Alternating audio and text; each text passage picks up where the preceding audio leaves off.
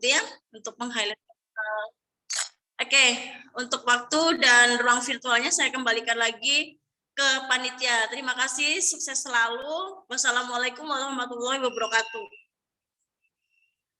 Waalaikumsalam warahmatullahi wabarakatuh.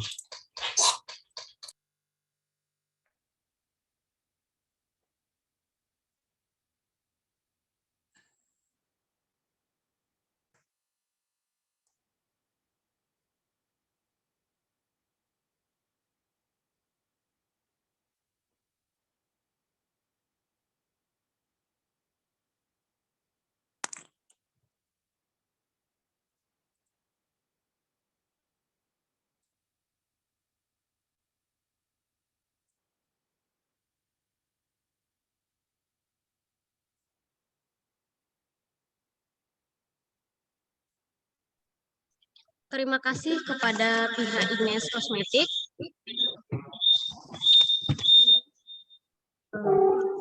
Selanjutnya kita memasuki acara inti dari seminar nasional ini, yaitu pemaparan materi oleh kedua narasumber kita sekaligus diskusi tanya jawab yang akan dipandu langsung oleh Saudari Fadilah. Selaku moderator, kepada Fadilah disilahkan.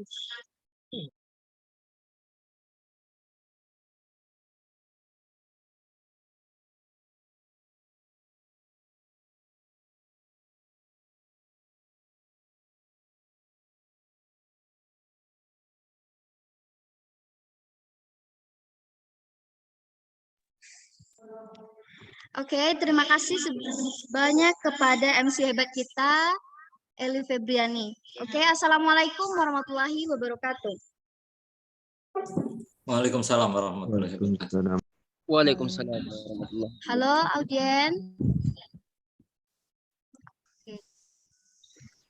Halo, Diminta moderator. buat on cam ya, biar tambah asik.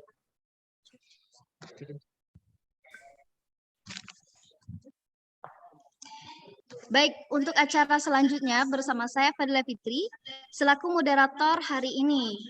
Nah, dalam acara Seminar Nasional Dema Febi IAIN Bukit Tinggi 2022. Hari ini kita mendatangkan pemateri-pemateri hebat nih. Nah, untuk itu mari kita kupas tuntas materi hari ini dengan pemateri-pemateri hebat tersebut. Oke, yang pertama itu ada Bapak Insinyur Bambang Suharno. Halo Bapak. Halo. Oke, Bapaknya sudah ada. Jelas suara saya ya? Jelas Pak. Oke, dan pemateri kedua kita Bapak Ubaidillah Anwar. Halo Bapak.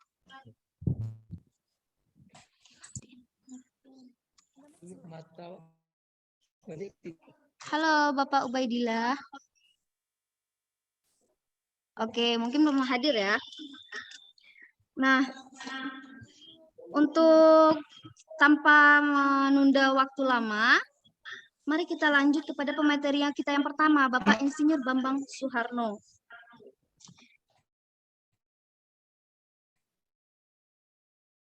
Nama lengkap beliau Insinyur Bambang Suharno. Beliau lahir di Purwokerto pada tanggal 30 Maret 1967. Nah, alamat beliau di Lenteng Agung, Jagakarsa, Jakarta Selatan.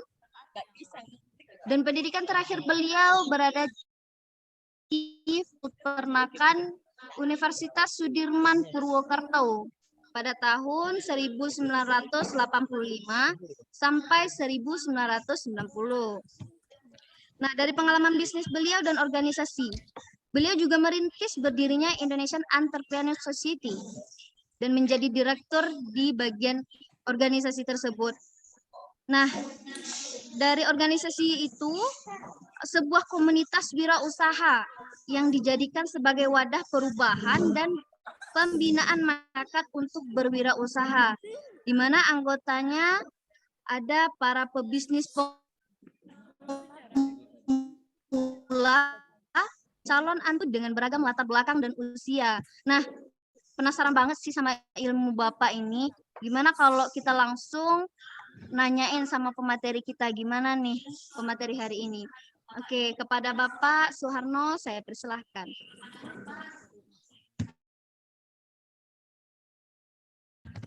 Baik, terima kasih. Autor kita yang luar biasa. Siapa tadi namanya lupa. Moderator siapa ini? Ya. Fadilah ya. Oke. Mohon izin, saya mau share screen. Bisa dijadikan co-host oleh host ya. Saya mau share screen sendiri. Assalamualaikum warahmatullahi wabarakatuh. Waalaikumsalam warahmatullahi wabarakatuh. Syukur alhamdulillah pada hari ini saya bisa bersama para mahasiswa yang luar biasa dalam sebuah acara webinar nasional yang diselenggarakan oleh Fakultas Ekonomi dan Bisnis ya dari IAIN Bukit Tinggi ya. Saya baru sekali pernah ke Bukit Tinggi beberapa tahun yang lalu dalam sekali. Mudah-mudahan bisa ke sana lagi. Kalau ke Padang sih lumayan ya, beberapa kali.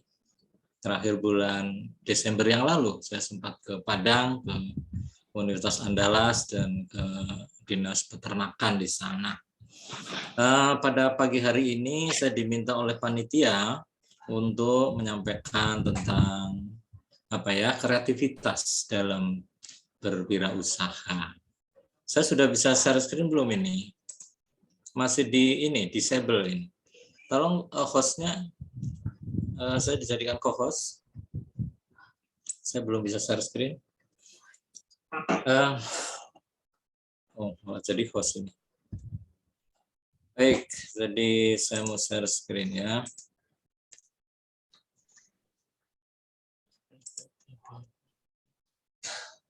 Apakah sudah kelihatan? Sudah, Pak. Sudah ya. Jadi judul ya, oke, terima kasih. Ini judul saya melatih mental dan kreativitas. Jadi ada dua hal yang akan saya sampaikan di sini untuk sharing kepada para mahasiswa sekalian, baik dari IAIN Bukit Tinggi maupun mahasiswa yang lain. Tadi disebut banyak dari kampus-kampus yang lain juga ya. Jadi untuk memulainya, yuk kita belajar dulu tentang bagaimana cara berpikir sebagai wirausaha. Ini bukan hanya perlu untuk orang yang sudah berwirausaha, tapi untuk kita berlatih saja ya. Syukur ini tadi yang para mahasiswa juga sekarang banyak kelihatannya yang sudah punya usaha juga ya. Kalau Anda berbisnis, mau pilih lokasi yang banyak pesaing atau yang belum ada pesaing? Ayo jawab. Ada yang mau jawab? Belum ada pesaing, Pak. Belum, Pak. Ya. Luar biasa. Yang kedua, kalau jualan itu mau harga yang lebih murah atau lebih mahal dari pesaing? Murah, Pak. Lebih murah. Oke, nggak apa-apa. Yang ketiga, Anda mau bisnis itu fokus pada satu bidang atau banyak bidang? Banyak bidang, Pak. Luar biasa, nih semangat. Ya. Ada yang satu bidang, yang punya banyak bidang ya. Saya punya bengkel, punya kuliner, punya ini. Ada juga yang milih satu saja. Itu pilihan ya. Kalau bisnis mau dikerjakan sendiri atau dikerjakan orang lain? Sendiri, Pak. Sendiri saja. Oh ya, sambil kuliah bisa, kalau pulang kuliah kemudian buka warung gitu ya. Sendiri, tapi butuh bantuan orang lainnya kan. Butuh bantuan orang lain. Oke. Kalau pilih tenaga kerja, pilih karyawan, mau yang dari keluarga sendiri atau pilih dari orang luar? Orang di luar. Keluarga. Baiknya dari keluarga sendirilah dulu, Pak. Iya kan. Mendingan kita keluarga dulu ya. Atau nggak usah lah. Kalau keluarga Oke. Ya, ini jawabannya kelihatannya agak bervariasi. Nanti kita diskusikan di akhir bagian presentasi saya ya. Ini untuk pelatihan entrepreneur thinking dulu. Ini sebentar, saya tadi belum saya ulang dulu karena nanti ini ada video. Tadi saya lupa nggak klik ini sound ya. Ini saya ada video tentang seorang office boy, ya, yang luar biasa. Yang dengan modal 500.000 dia bisa membangun suatu usaha yang sekarang, kalau ini video lama ya, 10 tahun yang lalu. Jadi kalau sekarang dia sudah nggak jadi office boy, sudah punya warung Padang, padahal bukan orang Padang lagi, di daerah Tangerang sana. Ayo kita simak dan nanti kita pelajari apa kunci sukses ya. Saya ingin tahu nanti menurut Anda kunci sukses dari seorang office boy itu gimana? Karena ini kebetulan binaan saya ini yang luar biasa. Kira-kira Saudara, bila Anda memiliki suaranya, aduh, sorry. Suaranya tadi kedengeran ya, suara videonya ya. Ada, Pak. Oke, saya ulang ini. Saudara, bila Anda memiliki uang Rp500.000, apa yang akan Anda lakukan? Berbelanja atau menjadikannya sebagai modal usaha? Pertanyaannya kemudian tentunya usaha apa dengan Rp500.000? Seorang office boy membuktikan Rp500.000 mampu dijadikan modal usaha yang memadai. Sang office boy Waryono memiliki sejumlah warung pecel lele dan tanaman hias yang kini beromset Rp25 juta per bulannya. Waryono kami pilihkan menjadi sosok minggu ini melalui laporan rekan David Silahore.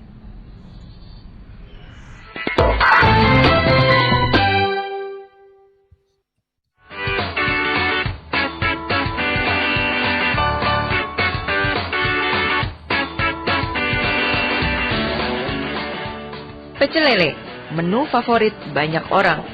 Pasar inilah yang dibidik Waryono.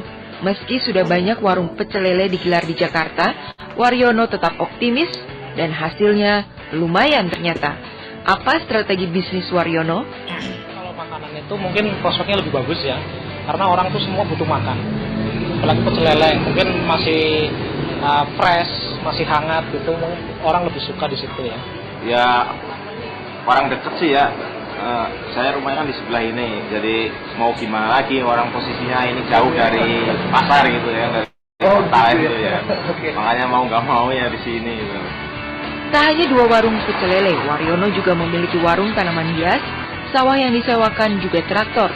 Omset dari seluruh bisnisnya ini mencapai Rp25 juta per bulan. Keberhasilan Waryono tak lepas dari kemampuan mengelola modal serta tidak konsumtif, benar-benar memisahkan antara uang untuk usaha dan uang untuk pribadi. Kita jangan beli barang-barang yang sifatnya konsumtif ya, yang terlalu makan-makan biaya gitu. Saya handphone aja yang murah ya kan, nggak mahal-mahal yang kayak yang lain-lain. Cukup yang bisa halo-halo sama SMS masuk udah cukup. Dan inilah keseharian sang pengusaha. Ya, Waryono adalah seorang office boy di perkantoran di Jakarta Selatan. Semua usaha yang dirintis Waryono bermula dari Rp500.000 saja. Awalnya ia membuka kios kelontong, berhasil memutar uang, Waryono memberanikan diri berwira swasta lebih lanjut. Dari kumpulin hasil modal itu, kita puterin lagi untuk usaha yang lain lagi gitu, untuk bikin cabang lagi. Jadi sebisa mungkin itu jangan sampai dimakan kan gitu. Untuk memperdalam ilmu di bidang wirausaha, Waryono bergabung dalam organisasi Entrepreneur Indonesia. Dia orang yang rajin, saya lihat dia pinter, perfect gitu. Terus dari segi mental dia sudah terlatih mental wirausaha itu. Jadi dia ingin uang itu terus produktif. Waryono telah membuktikan tekad yang kuat mampu mengubah nasib. Berbekal Rp500.000 serta keinginan mempercerah masa depan keluarga, membuat office boy ini tak sekedar office boy.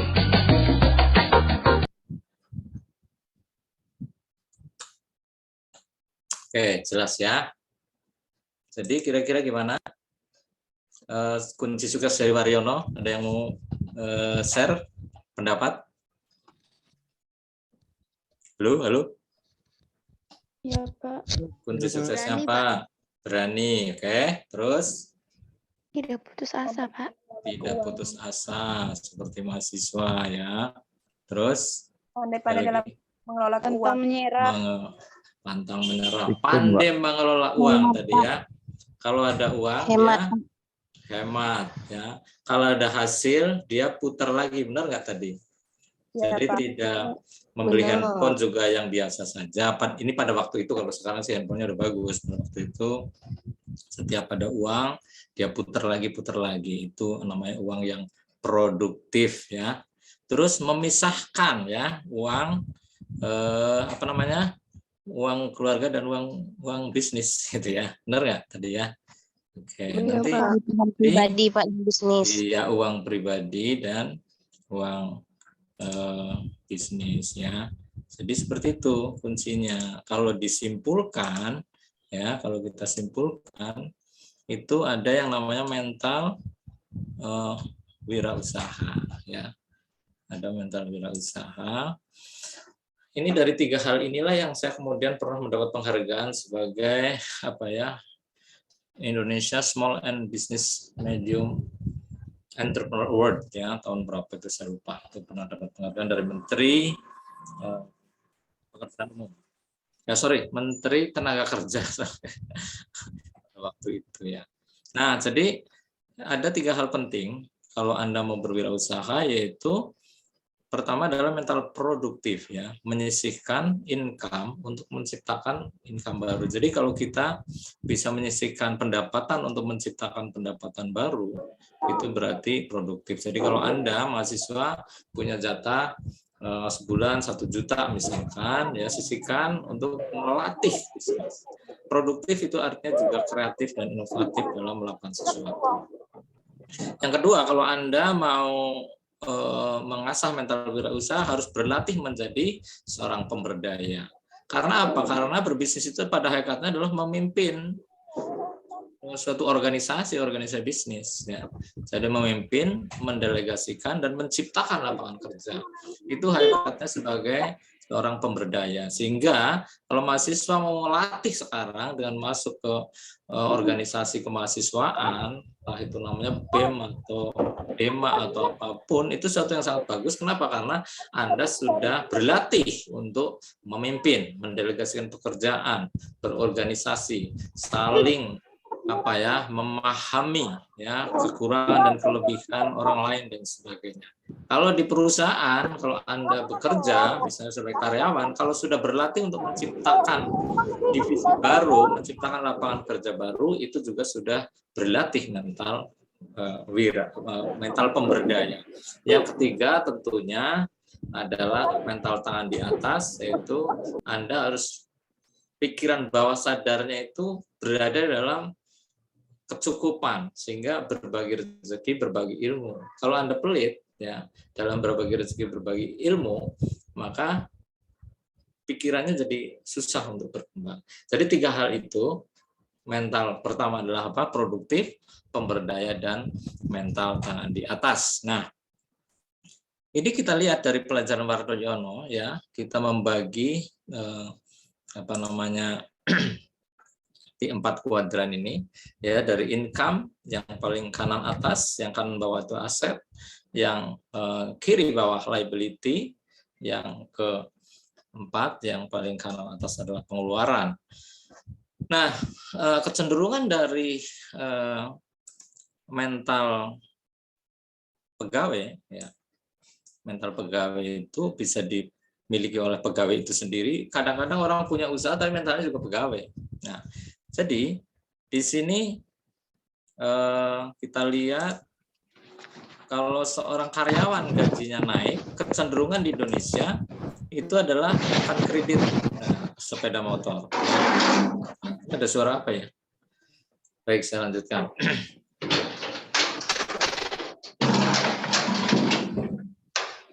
Tolong bisa mematikan suaranya yang baru masuk barangkali, atau host bisa membantu. Oke, saya lanjutkan ya. Mudah-mudahan ini tidak mengganggu. Jadi kecenderungan karyawan di Indonesia dan juga beberapa negara yang lain, kalau digaji misalnya 5 juta, aduh nggak cukup, coba kalau 6 juta gimana. Tapi setelah 6 juta, aduh saya kan perlu kendaraan, akhirnya kredit sepeda motor. Dan kalau kredit sepeda motor, maka akan tambah namanya cicilan, biaya perawatan dan sebagainya. Itu yang terjadi kita, sehingga gajinya naik, dia akan butuh lagi pengen kredit rumah. Begitu seterusnya, sehingga ada satu survei dari Citibank bahwa karyawan yang gajinya 20 juta ke atas pun sebenarnya terjerat hutangnya luar biasa. Karena apa? Karena ternyata dari survei itu sekitar yang mumpung Anda mahasiswa sejak awal sudah memahami ini supaya nanti kalau toh Anda bukan sebagai wirausahawan atau pemilik usaha, tapi Anda bisa mengelola keuangannya dengan mental entrepreneur, jadi mental wirausaha, sehingga tidak konsumtif. Karena kalau konsumtif, berapapun gaji Anda akan kesulitan di kemudian hari, karena namanya uang itu tidak ada cukupnya ya, sehingga harus berubah cara mengelola keuangannya. Karena nanti kalau gajinya 20 juta, 30 juta, 40 juta, tapi cara penggunaannya untuk membayar cicilan hutang, maka itu akan menyulitkan ke depannya. Nah, berbeda dengan contoh yang dilakukan oleh seorang waris sebagai office boy, dia menyisihkan gaji 500.000 untuk membuat usaha sembako oleh istrinya pada waktu itu awalnya. Dari jualan sembako itu hasilnya tidak langsung digunakan untuk membeli motor baru, tetapi digunakan untuk membuat usaha yang lain. Nah, di sini kelihatan dari dia yang dia keluarkan bukan membeli motor baru, tapi membuat aset, yaitu warung itu adalah aset karena menghasilkan. Kalau liability adalah membeli sesuatu yang mencatat pengeluaran baru. Kalau warung itu memang beresiko untuk rugi, tetapi ada peluang untuk menciptakan penghasilan baru, jadi mental produktif tadi. Nah, warung sembako itu hasilnya dibuat apa? Bukan untuk membeli sepeda motor baru, tetapi untuk membeli traktor sawah yang disewakan di kampungnya, kemudian hasil sewa dibeli untuk membuat warung pecel lele dan seterusnya. Kelihatan ya di sini perbedaannya antara orang yang bermental cara kerja uang dari mental pegawai dengan mental wirausaha. Nah, kalau Anda bisa melatih ini, insya Allah akan menjadi sangat bagus depannya. Ya, entah itu belajar bisnis online melalui Instagram dan sebagainya, dengan ilmu yang teknologi yang sekarang jauh lebih bagus lagi, akan peluangnya akan jauh lebih besar. Itu cara-cara ini. Dan dari tapi pembelajarannya luar biasa. Bahkan sekarang akhirnya dia sudah punya warung padang di daerah Tangerang yang ada pecel lele yang untuk modalnya saja kalau nggak salah tentang office boy ya, seorang Waryono itu. Nah, jadi itu pola-pola inilah yang harus kita latih sejak sekarang.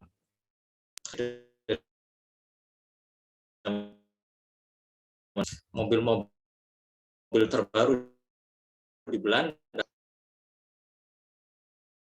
saja, tapi kan para orang yang beli mobil atau kendaraan dari Belanda yang harus inden, harus nunggu sampai berbulan-bulan, itu dari dulu seperti itu, dan sampai sekarang masih banyak orang yang kreativitas. Sebenarnya pandangan saya, yaitu kreatif itu artinya punya ide-ide baru, tapi kalau belum diimplementasikan juga percuma, maka kita perlu mengimplementasikan ide itu, ya, ide baru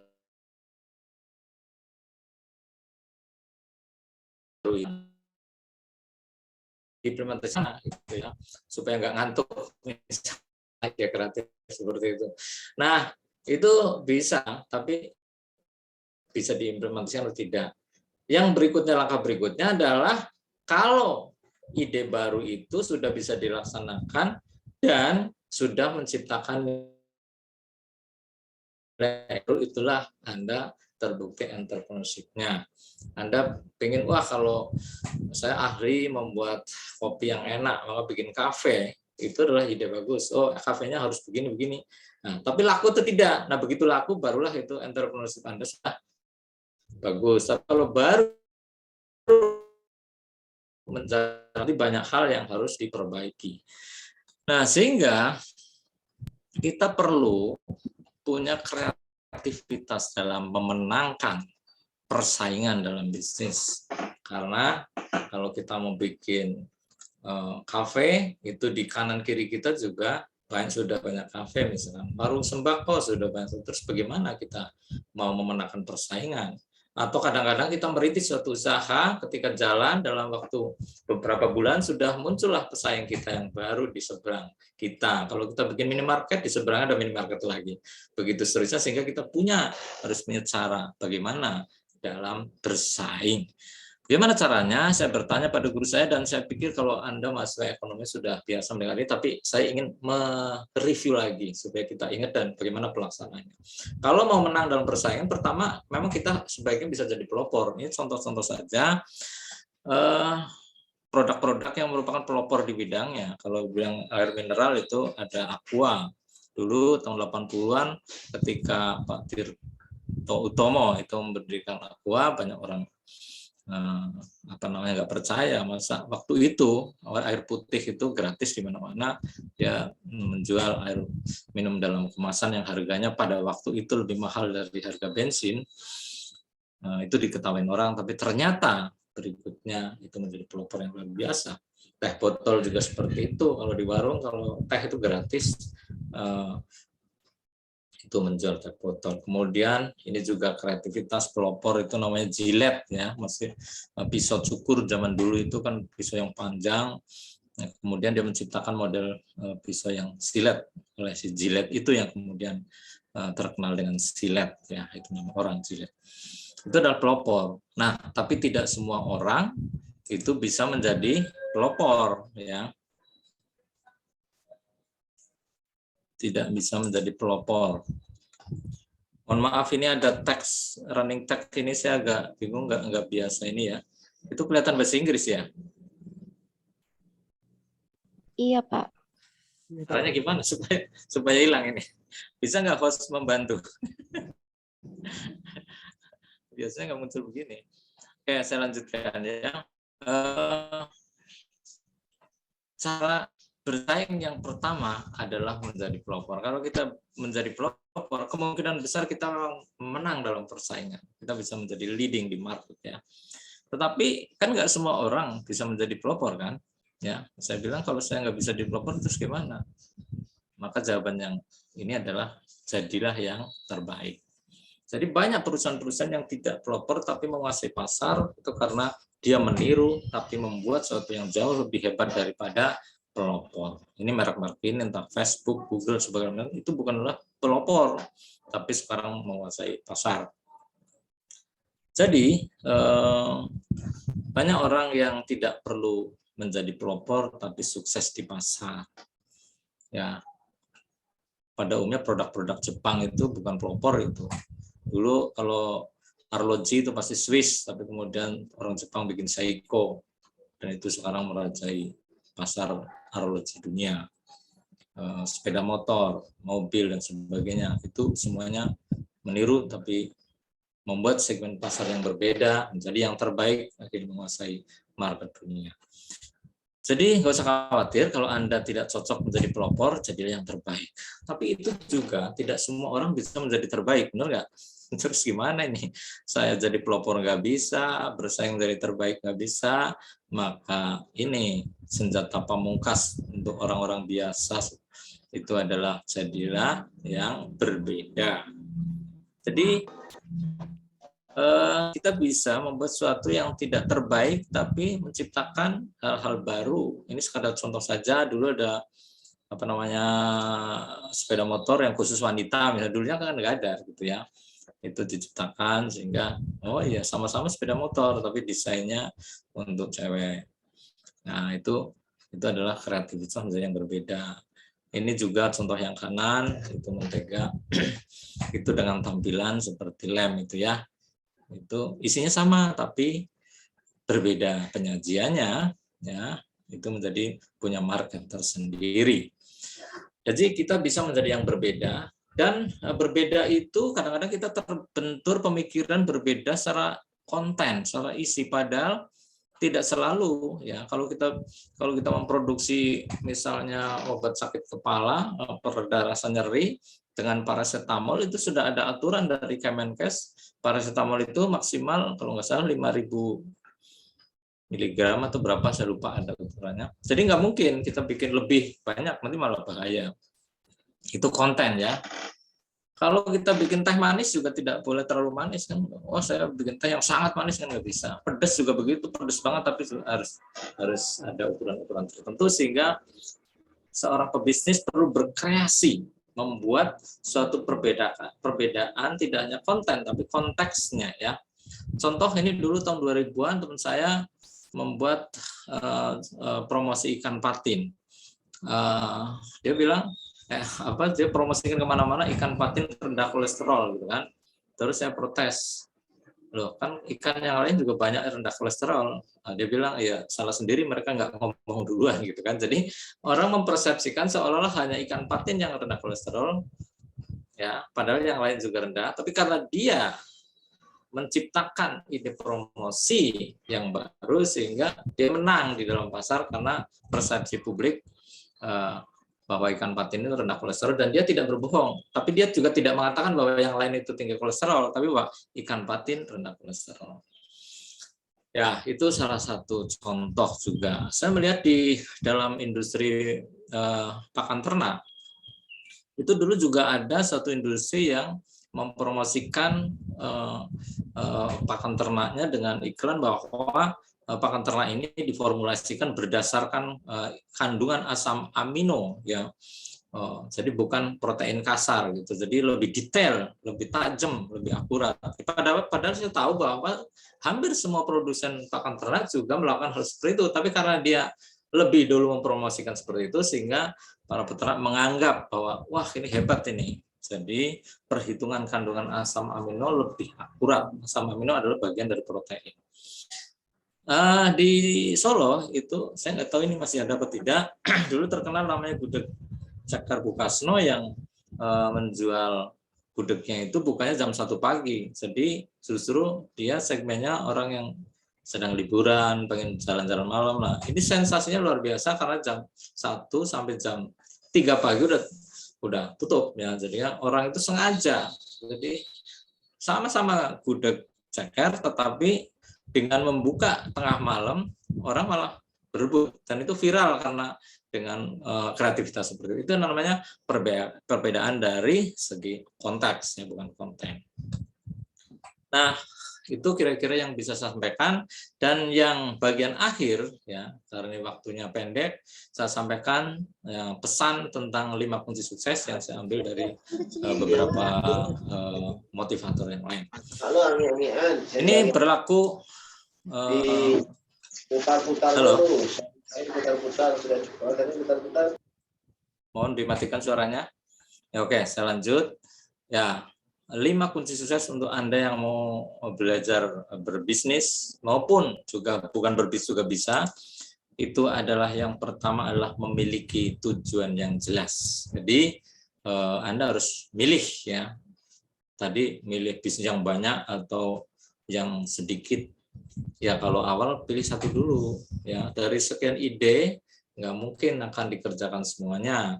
Ya saya pengen buka warung makan, bisa mau bikin apa ya, jualan sepatu, mau bikin bengkel dan sebagainya. Pilih saja yang menurut Anda paling bagus sehingga Anda tajam tujuannya. Sampai nanti bisa didelegasikan, baru bolehlah memulai usaha yang lain. Tapi kalau belum, fokus pada satu dulu. Ya, tadi kan ada pertanyaan itu. Ya. Tujuan jelas. Ya. Kalau tujuannya sudah jelas, harus ada tindakan yang nyata. Apa? Anda pengen buka warung makan, duit belum punya, ya udah kumpulin dulu alat masak misalkan gitu kan. Itu adalah cara-cara tindakan yang nyata. Karena tindakan itulah yang akan menggiring pikiran bawah sadar kita untuk menjadi realita. Kalau tidak, kita hanya berangan-angan, itu akan sulit untuk tercapai. Contoh saya juga dulu, ini soal pikiran bawah sadar ya. Dulu waktu SMP atau SMA saya berpikir pengen ke Amerika dan saya mulai mengumpulkan secara tidak sengaja sebenarnya, tapi belakang saya baru tahu bahwa ini adalah gerakan dari pikiran bawah sadar. Yaitu saya mengumpulkan buku tentang Amerika, membuat kartu kredit bohong-bohongan tentang Amerika yang ada dompet biasanya itu dan lain-lain, sehingga Saya membayangkan pada waktu itu karena Amerika itu selisih 12 jam, saya membayangkan nanti suatu saat saya akan ke Amerika, saya nelpon dari sana jam 7 malam, di Indonesia jam 7 pagi gitu kan. Sensasinya luar biasa. Dan alhamdulillah itu menjadi kenyataan dalam beberapa tahun kemudian. Ya. Itu adalah antara tujuan yang jelas dan tindakan yang nyata. Ketika dulu rame-ramenya warnet, saya membuka warnet ada 6. Ya sekarang tentu tutup semua karena sudah bukan eranya ya. Itu tahun sekitar 2005 ya, 2005 2007 kalau nggak salah, itu era warung internet. Itu belum punya modal, kita bikin spanduk duluan ya. Ketika kontrakan untuk tempat warnet sudah oke, saya bikin spanduk di sini akan dibuka warnet ini gitu kan namanya. Nah, itu akan memicu kita untuk tindakan selanjutnya. Akhirnya terpikir bagaimana caranya supaya warnet itu bisa serius. Itu adalah inovasi-inovasi dalam implementasi ide, dan yang ketiga adalah improvisasi yang berkesinambungan. Nah, inilah entrepreneurship diuji karena ketika sudah jalan, kita harus menghasilkan uang, ya. Tidak bisa kita ide bagus tapi tidak menghasilkan income, itu akan kalau toh ada pemodal dari luar seberapa besar pun akhirnya tutup juga. Dan ini sekarang yang sedang terjadi di beberapa startup yang katanya di modal besar, tapi karena sampai bertahun-tahun belum menghasilkan juga, maka pemodal juga akan pusing dan menarik modalnya. Jadi ide yang sangat bagus harus dipastikan ada improvisasi supaya menghasilkan. Yang keempat adalah tahan banting dalam menghadapi masalah. Seperti tadi saya sampaikan, ketika kita buka warung, buka toko dan sebagainya laris, maka karena kita adalah menganut pasar bebas, maka di seberang kita, di samping kita akan muncul pesaing. Karena kita harus tahan banting. Dan masalah-masalah lainnya seperti ditipu karyawan, ditipu pembeli, ditipu supplier dan sebagainya adalah hal-hal yang seringkali tidak bisa dihindarkan, tapi harus kita hadapi sebagai ujian. Sama seperti kita kuliah atau sekolah, kita akan naik kelas ketika diuji. Dan kata Pak Tanadi Santoso, sebenarnya ada hal juga yang penting, yaitu kita harus memiliki keberuntungan. Nah, ini ilmu ini ada ilmu tersendiri. Saya yakin teman-teman mahasiswa sudah paham yang nomor 5 ini. Tapi saya ingin menyampaikan tentang sebuah penelitian tentang keberuntungan, yaitu dari Profesor Richard Wiseman dari University of Hertfordshire, Inggris, yang terkenal sebagai pakar keberuntungan atau ya pendiri dari Lux School atau sekolah keberuntungan. Dia bilang apa? Orang yang beruntung memiliki cara yang berbeda dengan orang sial dalam menghadapi sesuatu. Nah, mari kita pelajari bagaimana ciri-ciri orang yang beruntung ya. Nah, jadi orang-orang yang beruntung itu ternyata ciri-cirinya lebih terbuka pada peluang. Jadi jangan menutup diri terhadap suatu peluang. Ya. Tapi kita juga harus cermat juga dalam memilihnya. Itu dilatih dengan pengalaman. Pada awal-awal mesti salah, ini dan sebagainya, itu hal-hal yang biasa. Yang kedua adalah cepat dalam mengambil keputusan. Kecenderungan dari semakin kita mendalami ilmunya, justru kadang-kadang jadi lambat mengambil keputusan karena pertimbangannya terlalu banyak. Dulu saya punya teman seorang lulusan dari ITB, yang ahli IT, pada waktu itu lagi rame-ramenya warnet, tapi dia mau bikin satu usaha saja, berulang kali mau jalan, ada saja alasan untuk tidak memulai, entah itu ekonomi sedang tidak bagus, belum punya tempat, modal belum cukup, dan sebagainya, akhirnya tidak jalan-jalan juga. Itu ya, harus cepat mengambil keputusan. Yang ketiga adalah berprasangka baik pada keputusan Tuhan.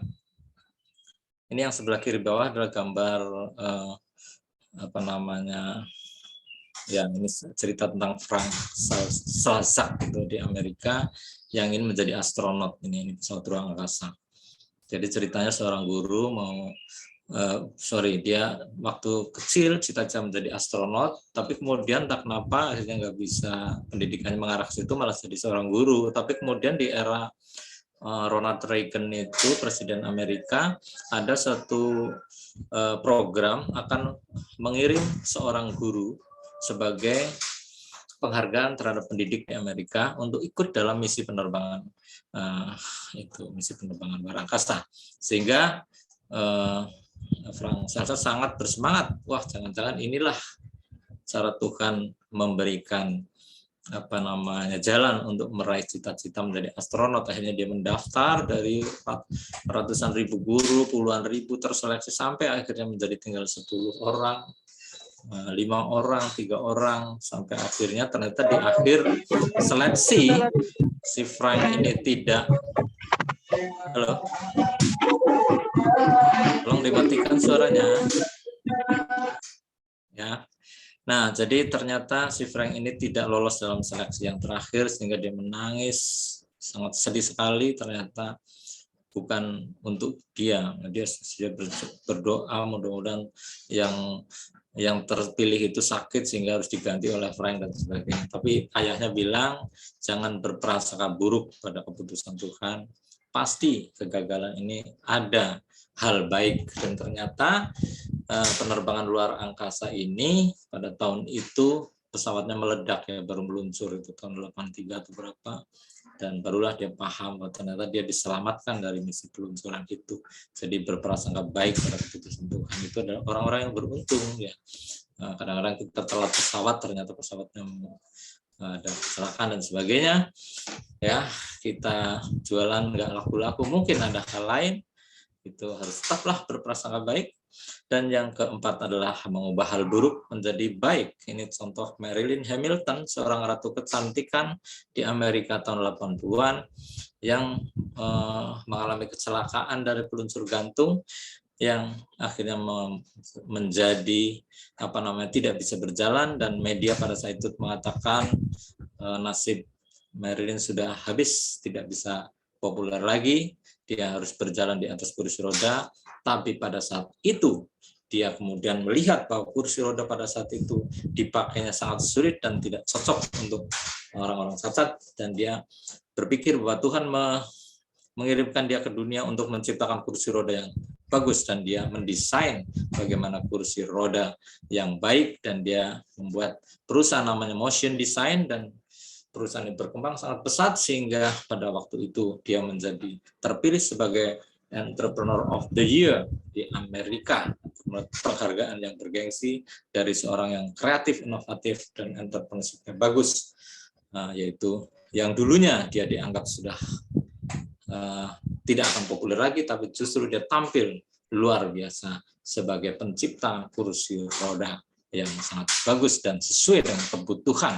Itu karena dia mampu mengubah hal buruk menjadi baik. Oke, jadi para mahasiswa sekalian, kalau Anda, pertanyaan saya ulang lagi, memilih lokasi yang banyak pesaing atau belum ada pesaing, kita akan melihat sebenarnya bukan soal banyak pesaing atau tidak banyak pesaing, tapi banyak pembelinya atau tidak. Kalau di Jakarta ada namanya Pasar Induk Kramat Jati, itu adalah pasar induk untuk menjual sayuran, buah-buahan dan sebagainya. Di sana tidak ada toko komputer. Kalau Anda mau menjual komputer, apakah pilih di Pasar Induk Kramat Jati atau di Mangga 2 atau Glodok yang tempat jualan komputer? Nah, di sini kita diuji. Kalau cari yang tidak banyak pesaingnya, udah buka aja toko di Pasar Induk Kramat Jati. Ya, itu nggak ada pesaingnya. Nah, masalahnya orang ke sana tidak akan membeli komputer, ya kan? Jadi akan membeli sayuran, ya.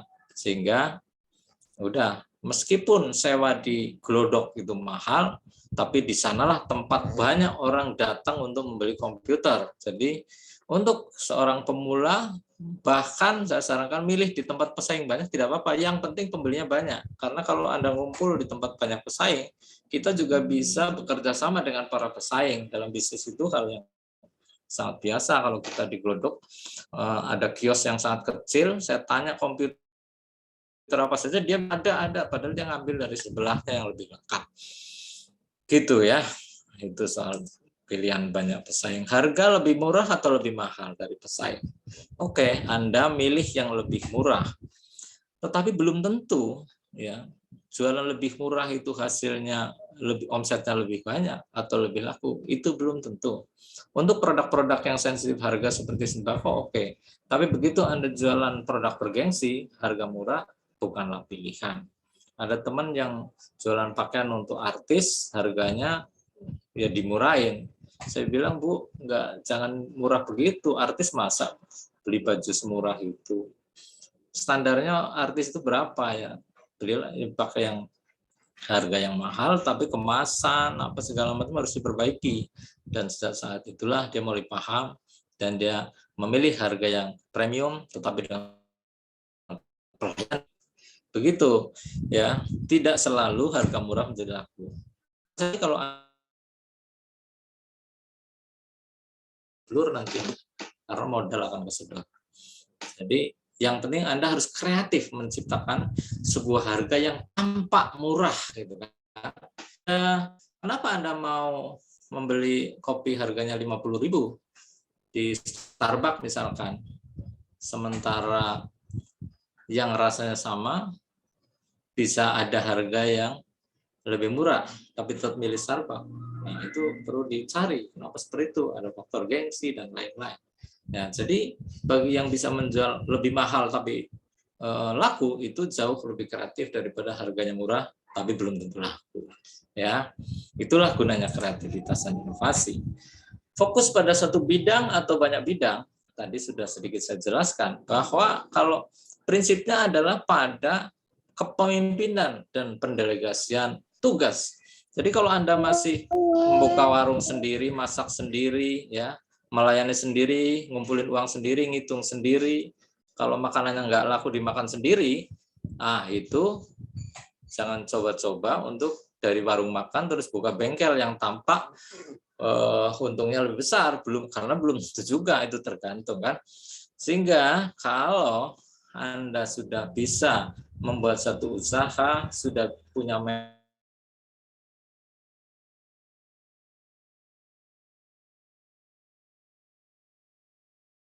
manajer yang bisa mengelola sendiri, membuka usaha yang lain atau membuka cabang. Itu ya. Yang berikutnya, pilih dikerjakan sendiri atau dikerjakan orang lain. Ya, menurut saya bukan soal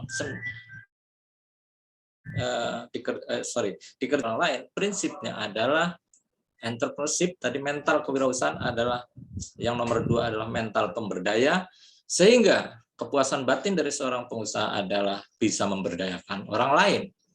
Jadi kalau Anda berpikir, sudahlah kerjakan sendiri saja daripada orang lain susah dipercaya. Dan itu kecenderungan. Banyak warung-warung atau usaha-usaha yang laris. Kalau saya tanya, Pak, kenapa enggak buka cabang lagi? Aduh Pak, dikerjakan ini aja sudah pusing ini. Punya karyawan cuma 5 aja udah pusing, jadi mendingan udahlah gini aja. Padahal kalau dikembangkan, di manage yang baik, mungkin dia sudah bisa punya 2 warung atau lebih. Jadi sebagai mental entrepreneur kita perlu berpikir bahwa usaha itu bisa didelegasikan kepada orang lain. Dan yang kelima, apakah memilih tenaga kerja dari keluarga atau orang dari luar keluarga? Sebenarnya cara berpikirnya bukan keluarga atau bukan, tapi bagaimana kita memperlakukan karyawan itu dengan cara yang profesional. Kalau ada salah mendapat hukuman apa, kalau bagus mendapat imbalan yang setara. Kalau sistem itu sudah bagus, mulai dari seleksi, entah itu keluarga atau bukan, usaha akan berjalan dengan baik. Kenapa banyak perusahaan-perusahaan keluarga bisa sukses? Di Jepang, perusahaan-perusahaan yang umurnya sampai 200 tahun lebih, itu banyak perusahaan keluarga karena di-manage, dipimpin dengan baik, dilatih tenaga keluarga, diseleksi dengan baik pula, tidak sembarang anggota keluarga yang ikut di situ. Ya, tapi banyak juga di Indonesia perusahaan-perusahaan keluarga yang perintisnya sudah umur, ya, perusahaannya maju, didelegasikan kepada anaknya, anaknya kemudian tidak bisa meneruskan, dan seterusnya pada generasi ketiga perusahaan sudah tidak bisa hidup lagi. Ya, itu karena faktor bagaimana mengelola SDM. Jadi seperti Waryono banyak mengelola orang dari kampung karena dia bisa mengelola SDM-nya. Tapi dia juga memilih dengan baik, dengan selektif. Ya. Jadi itu yang bisa saya sampaikan. Mudah-mudahan ada manfaatnya untuk kita diskusikan lebih lanjut. Selanjutnya kami persilakan kepada moderator. Terima kasih. Oke, baik. Terima kasih banyak, Bapak. Sebelumnya saya minta tolong dong, Pak. Tolong jadikan saya sebagai host.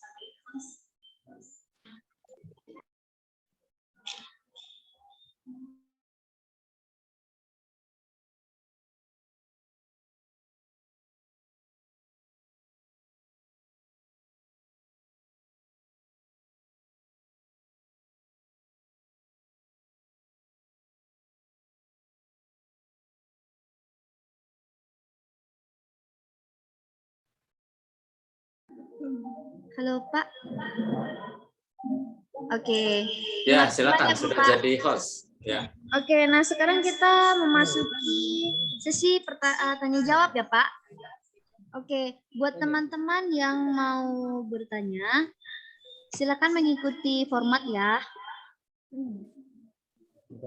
Oke, paling banyak 3 pertanyaan.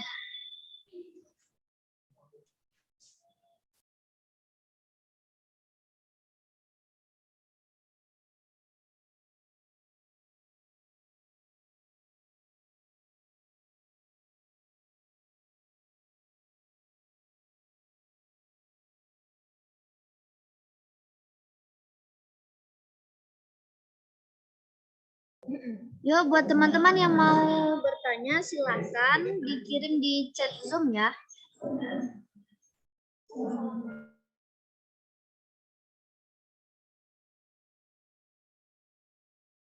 Atau buat teman-teman yang mau langsung nanya juga diperbolehkan. Raise hand aja. Silakan kalau mau langsung tanya.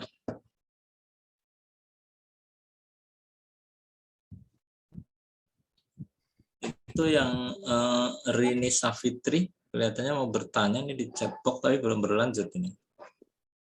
Atau mau langsung Tanya, Pak. Nah, ya. Oke, silakan Kak, langsung aja. Assalamualaikum warahmatullahi wabarakatuh. Waalaikumsalam. Saya Safitri dari IAIN Prodi Perbankan. Izin tanya Pak, dalam berwirausaha ada 2 kemungkinan. Usaha kita